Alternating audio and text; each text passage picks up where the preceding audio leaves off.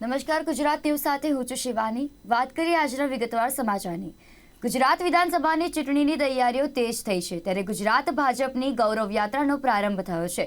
JP નડ્ડાની ઉપસ્થિતિમાં ગૌરવ યાત્રાનો પ્રારંભ કરવામાં આવ્યો છે। દેવભૂમિ દ્વારકાથી પોરબંદર ગુજરાત ગૌરવ યાત્રાનું પ્રસ્થાન કરાવ્યું હતું। આ તકે દ્વારકામાં જેપી નડ્ડાએ નિવેદન આપતા જણાવ્યું હતું કે દ્વારકાની ભૂમિને હું વંદન કરું છું।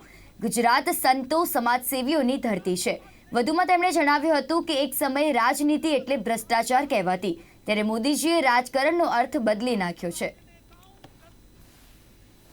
गुजरात संतों की धरती रही है, गुजरात भक्तों की धरती रही है, गुजरात समाज सेवियों की धरती रही है, गुजरात समाज सुधारकों की धरती रही है, गुजरात राजनेताओं की धरती रही है, गुजरात देशभक्तों की धरती रही है, गुजरात राष्ट्रपिता बापू महात्मा गांधी की धरती रही है, गुजरात देश को एक सूत्र में पिरोने वाले लौह पुरुष हमारे सरदार पटेल की धरती रही है। यह हमको याद रखना चाहिए।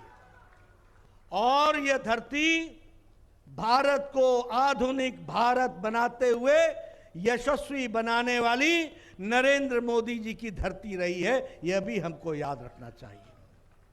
मित्रों, मोदी जी ने सिर्फ देश की सेवा ही नहीं की है, मोदी जी ने सिर्फ देश में नए आयाम ही स्थापित नहीं किए हैं, मोदी जी ने देश की राजनीति की संस्कृति बदल डाली है। यह हमको ध्यान में रखना चाहिए। एक समय था जब पॉलिटिक्स का मतलब होता था कमीशन, एक समय था पॉलिटिक्स का मतलब होता था भ्रष्टाचार, अनाचार, कुर्सी से चिपकना, लोगों को धोखा देना, खुद मेवा खाना। मोदी जी ने इस संस्कृति को बदल डाला। कमीशन के बजाय मिशन बना करके देश की सेवा में जुट गए। ભારતીય જનતા પાર્ટીના એક કાર્યકરો ગુજરાતમાં 182 બેઠકો મેળવવા માટે એડી ચોટીનું જોર લગાવી રહ્યા છે। ત્યારે ભારતીય જનતા પાર્ટી દ્વારા મહેસાણામાં આવેલા બહુચરાજી માતાના મઢેથી ગૌરવ યાત્રાનો શુભારંભ થયો છે। બહુચરાજી મંદિરે માતાજીના દર્શન કર્યા પછી વિધિવત રીતે ગૌરવ યાત્રાનો પ્રારંભ કરવામાં આવ્યો હતો। યાત્રાનું ભારતીય જનતા પાર્ટીના રાષ્ટ્રીય અધ્યક્ષ જેપી નડ્ડાના હસ્તે પ્રસ્થાન કરાવ્યું હતું। આ તકે મુખ્યમંત્રી ભૂપેન્દ્ર પટેલ, કેન્દ્રીય મંત્રી પરસોત્તમ રૂપાલા, ભાજપ પ્રમુખ CR પાટીલ તેમજ નીતિન પટેલ અને રજની પટેલ પણ હાજર રહ્યા હતા।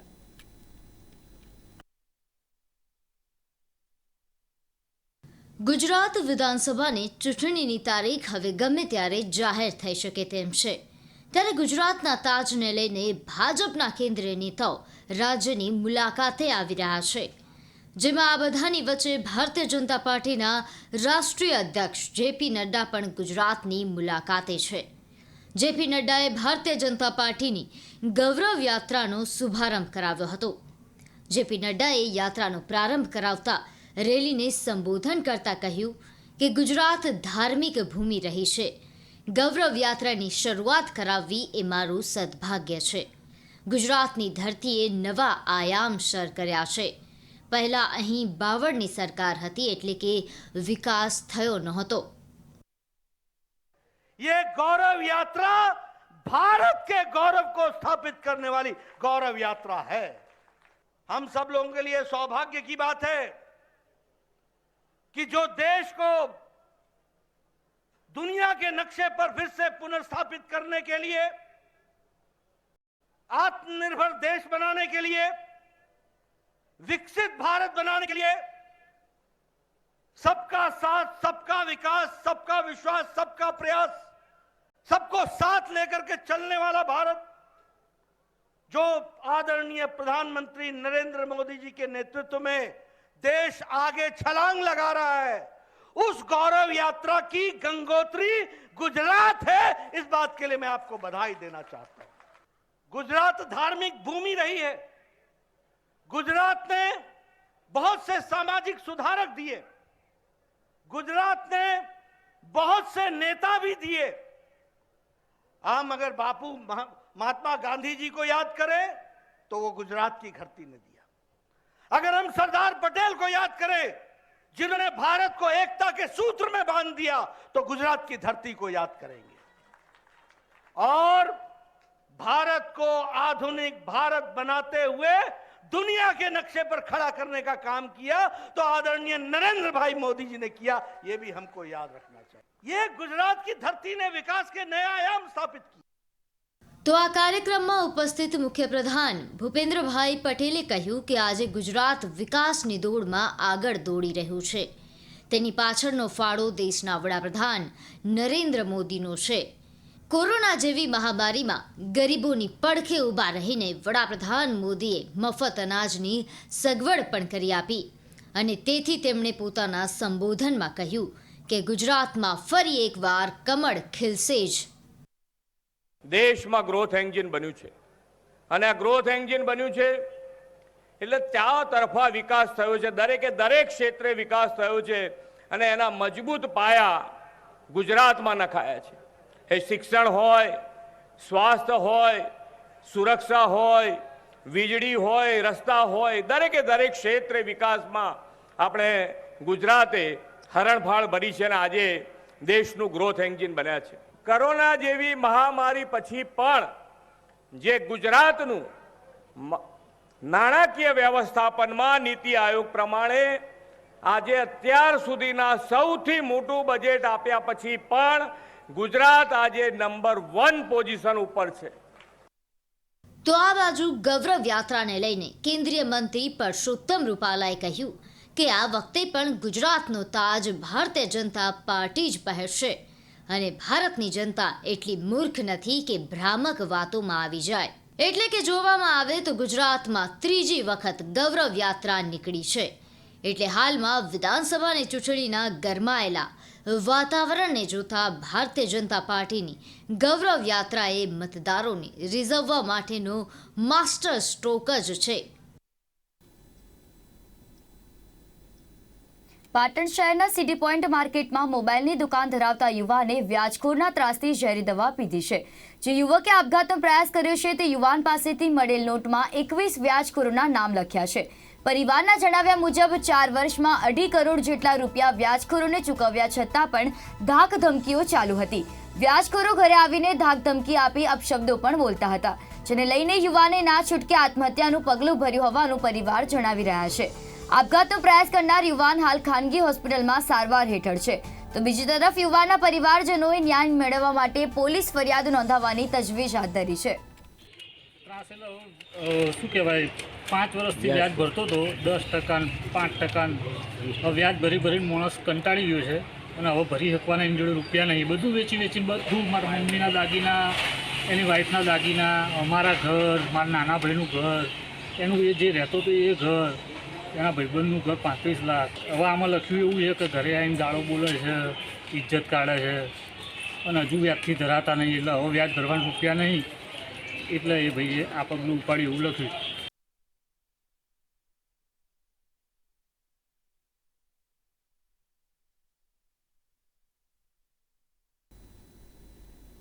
ભારતીય ટ્રાઇબલ પાર્ટીના સુપ્રીમો અને ઝઘડિયાના ધારાસભ્ય છોટુ વસાવાએ વિડીયોના માધ્યમથી આપ અને ભાજપ પર જોરદાર પ્રહાર કર્યા હતા। તેમણે આમ આદમી પાર્ટીની ગુજરાતમાં એન્ટ્રીને લઈને મોટું નિવેદન આપતા જણાવ્યું હતું કે નરેન્દ્ર મોદીનો જાદુ ઘટી રહ્યો છે અને તેથી મોદીનો જાદુ ટકાવી રાખવા કેજરીવાલને તૈયાર કરાયા છે। તેમણે આક્ષેપ કર્યો છે કે આપને ટ્રાઇબલ એકતા તોડવાનું કામ આરએસએસ દ્વારા સોંપાયું છે।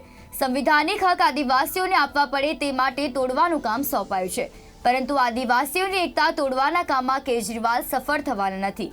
આદિવાસીઓની એકતા તોડી ભાગલા પાડી રાજ કરવાની નીતિ છે અને ભાગલા પાડી રાજ કરવાની નીતિ સાખી લેવાશે નહીં। ચૂંટણીઓ આવતી રહેશે, જતી રહેશે, પણ અત્યારની સિચ્યુએશન ભારતની એવી છે કે મોદીનો જાદુ ખતમ થઈ રહ્યો છે। એ જાદુને સાચવી રાખવા માટે એક બનાવટી માણસ કેજરીવાલ તરીકે પ્રોજેક્ટ જે કર્યો છે, એ માણસ અત્યારે ગુજરાતમાં આવીને ટ્રાઇબલ એરિયામાં જે ટ્રાઇબલ પાર્ટી બનાવી છે એને તોડવાનું કામ ભાજપે આરએસએસે એને સોંપ્યું છે। કારણ કે આ પાર્ટીથી એટલો બધો ડર છે, કાલે એના સંવિધાનિક હક અધિકાર આપવા પડે એટલા માટે આ ટ્રાઇબલની જે યુનિટી બની છે એને તોડવાનું કામ કેજરીવાલ કરી રહેલા છે, પણ એમાં એ લોકો સફળ થવાના નથી. જે લોકો અંદર ગયા છે ધારાસભ્ય બનવા માટે, એ લોકો કંઈ કરી શકવાના નથી. આ ભારતનો ઇતિહાસ છે. રિઝર્વેશન પર કેટલા આદિવાસીઓ સાંસદ બની, ધારાસભ્ય, મંત્રી બનીને આ દુનિયા છોડી દીધી છે. પછી બી આદિવાસીઓની સ્થિતિ એની એ જ છે. આમાં પણ એ જ થવાનું છે. આ તો આદિવાસીઓ પોતે સત્તામાં નહીં આવે એટલા ખાતર આ પ્રલોભન આપીને ભાગલા પાડવાનું જે ષડયંત્ર છે, એ ષડયંત્રને અમે આ પ્રજા સાખી નથી લેવાની. આ ચૂંટણી પૂરતા જ છે. 52 દિવસ જ આ લોકોની ગણતરી થવાની છે, જેટલા ગયા છે એટલા. પછી તો એને આ લોકો નામ સુદ્ધા ભૂલી જવાના છે.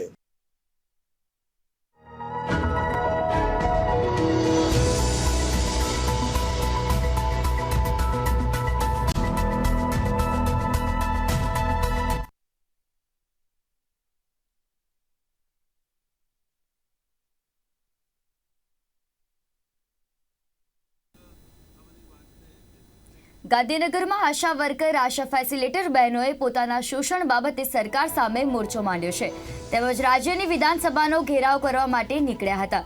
ત્યારે પોલીસ દ્વારા આશા વર્કર બહેનોની અટકાયત પણ કરી દેવાઈ હતી, જેમાં મહિલા શક્તિ સેના સંસ્થાપક ચંદ્રિકાબેન સોલંકીએ જણાવ્યું હતું કે સરકાર આશા વર્કર બહેનો પાસેથી કાળી મજૂરી કરાવી રહી છે અને બંધારણની જોગવાઈ મુજબ લઘુત્તમ વેતન પણ આપી રહી નથી. ઉપરાંત 2 ગણી તાકાતથી 24 કલાક કામ કરાવીને શોષણ કરી રહી છે.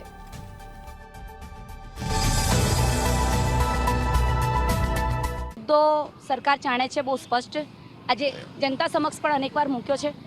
આશા વર્કર, આશા ફેસિલિટેટર બહેનો કાળી મજૂરી કરે છે આરોગ્ય વિભાગમાં. ડબલ એન્જિનની સરકારે ખરેખર ડબલ તાકાતથી દેશનો વિકાસ કરવો જોઈએ, એની જગ્યાએ ખરેખર ડબલ તાકાતથી શોષણ કરી રહી છે.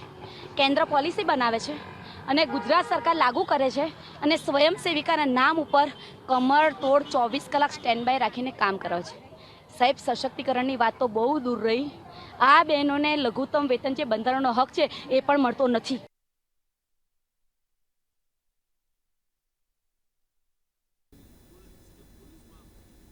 જમ્મુ અને કાશ્મીરમાં વિધાનસભા ચૂંટણી આગામી વર્ષે યોજાઈ શકે છે. ત્યારે જમ્મુમાં ડેપ્યુટી કમિશનર અવની લવાસાએ એક એવો આદેશ બહાર પાડ્યો છે.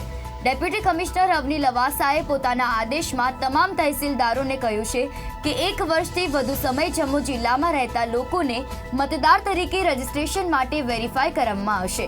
આ આદેશ મુજબ 1 વર્ષથી વધુ સમય રહેતા લોકો નવા વોટર તરીકે રજીસ્ટર કરાવશે અને જો કોઈ બહારની વ્યક્તિ પણ 1 વર્ષથી વધુ સમય સુધી જમ્મુમાં રહેતો હોય તો તેને મતદાનનો અધિકાર મળી શકે છે.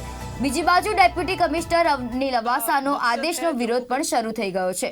નેશનલ કોન્ફરન્સે વિરોધ નોંધાવતા કહ્યું કે મોદી સરકાર 25 લાખ બિનસ્થાનિક લોકોને વોટર લિસ્ટનો ભાગ બનાવવાની છે અને તે માટે જ કવાયત થઈ રહી છે.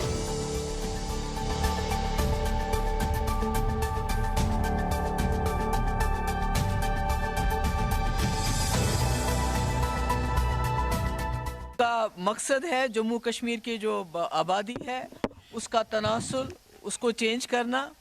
और अब ये शुरुआत जो है जम्मू में लोगों का बाहर से सैलाब आएगा, जिसकी वजह से न सिर्फ वहाँ का जो डोगरा कल्चर है उसको नुकसान होगा, बल्कि जो वहाँ का कारोबार है, वहाँ की नौकरियाँ हैं, वहाँ के जो हमारे पास जो वसाइल हैं उनके ऊपर डाका डाला जाएगा. रजिस्ट्रेशन करने वाले भी यही. तो हमारा जो कहना ये है, हम शुरू से प्रोटेस्ट कर रहे हैं साहब, बोगस वोटर को मत यहाँ रजिस्टर कीजिए. ये जम्मू कश्मीर के लिए अच्छा नहीं होगा. यहाँ पे जिस किस्म का देखिए जम्मू कश्मीर के लोग हैं, असेंबली बनती है इनकी रिप्रेजेंटेशन के लिए. आप बाहर से 20-25 लाख वोटर ने यहाँ लाएंगे, वो रिप्रेजेंटेशन क्या जम्मू कश्मीर की करेंगे? मतलब जम्मू कश्मीर के लोगों के साथ आप क्यों इस किस्म का खिलवाड़ कर रहे हैं?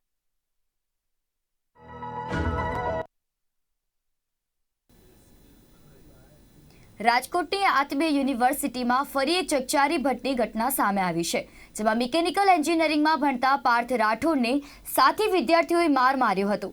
પાર્થ રાઠોડને સાથી વિદ્યાર્થીઓએ મૂઢમાર મારી જાતિ અંગે હડધૂત કર્યાની ઘટના નોંધાઈ છે.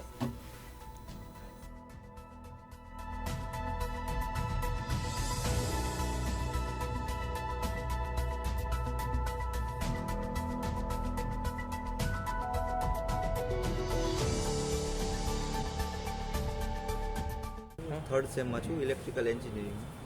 રિસેસ હતી કાલે સવારે 10:30 વાગે, અને રિસેસમાં આમ બધાય 10 થી 12 જણા ગેમ રમતા હતા મોબાઈલમાં. અને 5th સેમનો છોકરો માનવ અને ધાર્મિક બંને આવ્યા અને મારી પાસેથી પહેલાં મોબાઈલ લઈ લીધો ઝાટકીને, અને એ રમવા માંડ્યા. અને પછી મેં એને સાથે કીધું કે મોબાઈલ મને પાછો આપી દે, મારે જોતો છે, મારે ગેમ ચાલુ છે અત્યારે. તો એ કે નથી દેવો, એમ કરીને મોબાઈલ એની પાસે રાખ્યો ને લઈ ગયા, બરાબર. અને જોકે એને ક્લાસમાંય માર્યો છો, ત્યાંના કેમેરામાં આવી જ ગયો હશે, ક્લાસમાંય માર્યો. અને પછી લેક્ચર ચાલુ થઈ ગયું એટલે પછી એને કીધું કે મોબાઈલ જોતો હોય તો 11:40ની રિસેસમાં આવીને પાર્કિંગમાં આવીને મારી પાસેથી લઈ જાજે, બરાબર. તો 11:40ની રિસેસમાં હું ન ગયો તો તે બંને આવ્યા અને મને પાર્કિંગમાં લઈ ગયા. અને પાર્કિંગમાં હજી 1-2 જણાને બોલાવીને ત્યાં પકડીને મને માર્યો, પેટમાં પાટા માર્યા, ઉસ્તા માર્યા, કડથી માથામાં માર્યું, પગમાં અને કમરમાં બહુ પાટા, પેટમાં બહુ પાટા માર્યા, બધું એવી રીતના કર્યું, બરાબર.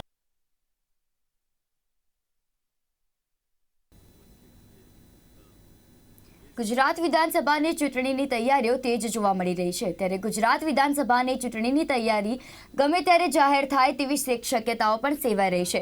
ત્યારે રાજ્યમાં તમામ રાજકીય પક્ષો અલગ અલગ રીતે મતદારોને રીઝવવાનો પ્રયાસ કરી રહ્યા છે.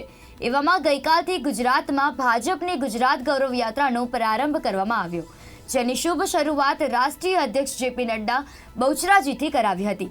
ત્યારે આ બાબતે અમારી ટીમ દ્વારા ચૂંટણી અને ગૌરવ યાત્રાને લઈને ભાજપ રાષ્ટ્રીય પ્રવક્તા પ્રેમ શુક્લા સાથે ખાસ વાતચીત કરી હતી.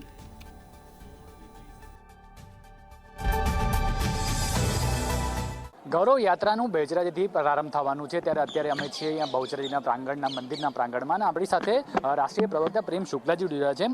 प्रेम शुक्ला जी, ये बताइए, इलेक्शन से पहले गौरव यात्रा कितनी सूचक साबित होगी? ये गुजरात गौरव यात्रा जो है गुजरात में भारतीय जनता पार्टी की ऐतिहासिक जीत का निनाद करेगी. भारतीय जनता पार्टी 2022 के चुनाव में 1960 के बाद गुजरात के निर्माण के बाद जितने चुनाव हुए हैं उन सारे चुनावों से भी जबरदस्त प्रचंड कीर्तिमान स्थापित करने वाली जीत भारतीय जनता पार्टी को यहाँ की जनता सुनिश्चित करेगी. राष्ट्रीय अध्यक्ष जी भी आने वाले हैं, क्या कार्यक्रम रखा है और कहाँ से शुरुआत करने वाले हैं? देखिए, भारतीय जनता पार्टी के राष्ट्रीय अध्यक्ष आदरणीय जगत प्रकाश नड्डा जी आज जो है गुजरात गौरव यात्रा का श्री बहुचरा देवी जी के दर्शन और यहाँ हमारे कार्यकर्ताओं और जनता को संबोधन के साथ प्रारंभ करेंगे. यह गुजरात गौरव यात्रा 5 केंद्रों से शुरू होकर 144 विधानसभा सीटों को स्पर्श करेगी. निश्चित तौर पर जो है हम 182 सीटें जीतने का लक्ष्य करेंगे. और जो तमाम चुनावी सर्वेक्षण आ रहे हैं वो चुनावी सर्वेक्षण अभी से संकेत दे रहे हैं कि भारतीय जनता पार्टी को इस बार गुजरात की जनता 150 से अधिक सीटें देना उसने निश्चित कर लिया है. प्रेम जी, खास करके बहचरा जी जब पाटीदार आंदोलन के समय कांग्रेस के पास चला गया था, इस बार क्या लग रहा है आपको ये सीट पे? नहीं, इस बार तो कांग्रेस है ही नहीं मैदान में. मैदान साफ है. आदरणीय नरेंद्र मोदी जी की लोकप्रियता के सामने सारे तिनकों की तरह उड़ गए हैं. अगर इलेक्शन में जीत की आशा कितनी और कितनी सीटें आएंगी? 182 सीटों का हमारा लक्ष्य है, 150 से अधिक लाएंगे. તો ચોક્કસથી વાત કરવામાં આવે તો અત્યારે બહચરાજીથી થોડી ક્ષણોમાં લગભગ રાષ્ટ્રીય અધ્યક્ષ જેપી નડ્ડા આવશે, અહીં દર્શન કરશે અને ત્યારબાદ જે ગૌરવ યાત્રાનું છે એ અહીંથી પ્રારંભ કરવાના છે.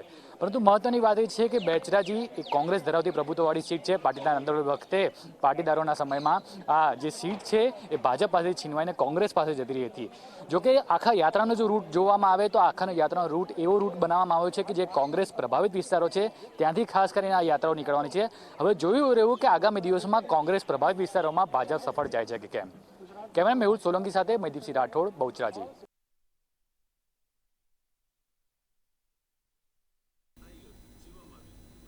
સુરતના ડિંડોલી ચલથાણ હાઈવે પર ફિલ્મી ઢબે લૂંટની ઘટના બની હતી. બાઇક પર સવાર 2 ઈસમોએ કાચ પર કીચડ ફેંકીને 55 લાખની લૂંટ કરી ફરાર થઈ જતા પોલીસ દોડતી થઈ ગઈ હતી. ઘટનાની જાણ થતાં ઉચ્ચ પોલીસ અધિકારી દોડી આવ્યા હતા. તેમજ હાઈવે પર કારની સ્થિતિ જોવા મળી હતી અને વેપારીની વાતો સાંભળી ઘટના ખૂબ જ ગંભીર હોવાનું પોલીસને લાગી રહ્યું હતું, જેને પગલે ડિંડોલી પોલીસ સહિત એસીપી, ડીસીપી ઉપરાંત ક્રાઇમ બ્રાન્ચના ઉચ્ચ અધિકારીઓએ તપાસ હાથ ધરી હતી.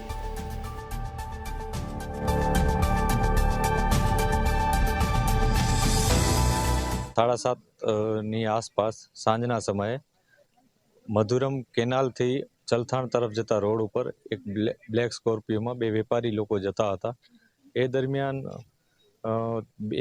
બે લોકો એક એક્ટિવામાં આવી અને તેઓના વ્હીકલ ઉપર કીચડ ફેંકેલ અને આ લોકોએ એ બાબતે કીચડ ફેંકતા વ્હીકલ પોતાનું ઊભું રાખતા તેઓની નજર ચૂકી અને તેઓ પાસેથી પૈસા ભરેલી બેગ હતી તે છીનવીને જતા રહેલ છે અને આ રીતના એક ચીલ ઝડપનો બનાવ બનેલ છે. પ્રાથમિક રીતના જે મુજબ ફરિયાદી પાસે અમને માહિતી મળી છે તે મુજબ તેઓને એવો કોઈ અંદાજ નથી કે તેઓનો પીછો કરતા હતા, પરંતુ પાછળથી કોઈ વ્હીકલ આવી એક્ટિવા અને તેણે આ રીતની ઘટનાને અંજામ આપ્યો છે તેવી માહિતી મળેલ છે. આગળ ફરિયાદની લેવાની અને અન્ય આ બાબતે વધારે તપાસ કરવાની કાર્યવાહી ચાલુ છે.